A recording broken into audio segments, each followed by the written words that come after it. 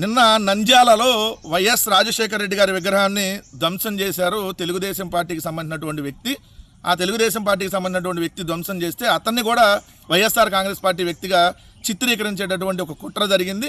ఆ కుట్రలో భాగంగా అసలు ఏం జరిగిందో మొత్తం ఆ విషయంలోకి వెళ్తే వైఎస్ఆర్ విగ్రహాన్ని ధ్వంసం చేసింది వైకాపా కార్యకర్త అని వీళ్ళు హెడ్డింగ్లు పెట్టారు.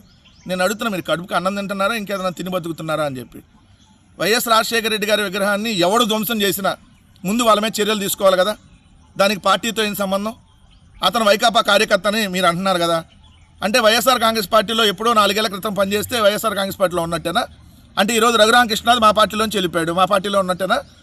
ఏదైతే వేమిరెడ్డి ప్రభాకర్ రెడ్డి, వేమిరెడ్డి ప్రశాంతి, లేదంటే మంత్రి పాదసారథి, వీళ్ళందరూ కూడా మా పార్టీలోనే ఉన్నారు అంతకుముందు. సో ఇప్పుడు వేరే పార్టీ మీ పార్టీలోకి వెళ్ళిపోయారు. అంటే ఈయన ఆల్రెడీ 2023లోనే మీ పార్టీలో జాయిన్ అయ్యాడు. ఎలక్షన్స్కి ముందే మీ పార్టీలో జాయిన్ అయ్యి ఈరోజు మీ పార్టీలో ఉన్నాడు. జనసేనకు సంబంధించినటువంటి ఫ్లెక్స్ కూడా కట్టినటువంటిది ఆల్రెడీ, దాన్ని వీడియోలో కూడా మీకు ఇక్కడ చూస్తే అర్థమైంది. జనసేన నేతగా ఫ్లెక్సీలో నిందితుడు ఫోటో మీరు బాక్స్లో చూస్తే అర్థమైంది.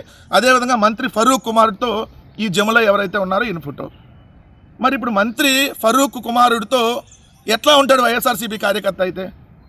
వైఎస్ఆర్సీపీ కార్యకర్త అయితే జనసేన నేతకు ఫ్లెక్స్లు ఎలా కడతాడు? పవన్ కళ్యాణ్కి కట్టరు కదా. అంటే ఇప్పుడు ప్రస్తుతం అతను కూటమిలో ఉన్నాడు అనేది క్లియర్గా అక్కడ అర్థమవుతుంది కదా. రెండవది, ఇక్కడ ఎంత దారుణమో చూడండి.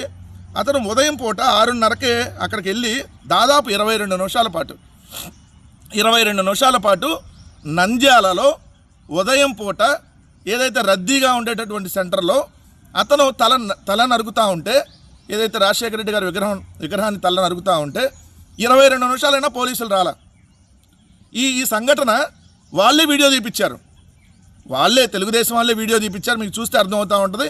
చివరిలో కూడా అతను తలకాయ పట్టుకొని ఆ కెమెరా వెనక చూస్తూ ఉంటాడు. తర్వాత మళ్ళీ అతను ఫోన్ చేస్తాడు ఎవరికో.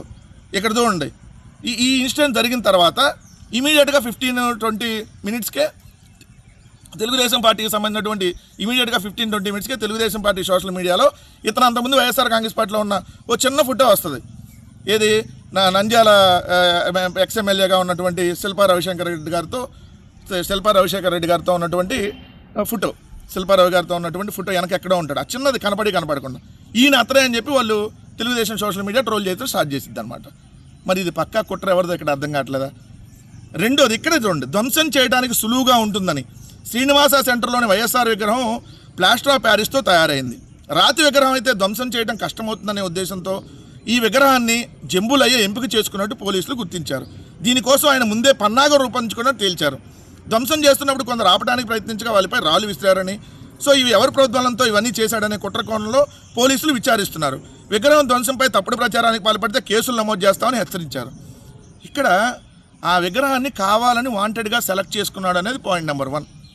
మీరు రాసిందే కదా పోలీసు విచారణలో తేలిందని. మరి ఇతను మెంటల్ ఉంది, పిచ్ సర్టిఫికెట్, ఇతను మానసికంగా సరిగ్గా లేదని చెప్పి ఎలా చెబుతారు? వాంటెడ్గా సెలెక్ట్ చేసుకున్నాడని మీరే రాస్తారు. రెండోది, ఏదైతే అక్కడ అతనికి మానసిక స్థితి సరిగ్గా లేదని చెప్పి 2026 సెప్టెంబర్లో ఇచ్చినట్టుగా సర్టిఫికేట్ తీసుకొని వచ్చారు. ఇది ఇప్పుడు 2022, నిన్న మే 31, ఈరోజు జూన్ 1. కానీ 3 నెలల తర్వాత డాక్టర్ల సర్టిఫికేట్ ఇచ్చినట్టుగా తీసుకొని వచ్చి అడ్డంగా దొరికిపోయారు. ఓ పక్కేమో వాంటెడ్గా చేశాడనేది క్లియర్గా మీరే రాస్తారు. ఇంకో పక్కేమో ఆయనకు మానసిక స్థితి సరిగ్గా లేదని మీరే రాస్తారు.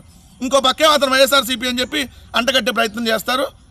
దీనికి అమ్మంటే లోకేష్ వచ్చి ట్వీట్లు పెట్టేస్తాడు. ఈ మాలోకానికి ట్వీట్లు తప్ప ఇంకేం చేతకావు కదా. సో ఇది పరిస్థితి.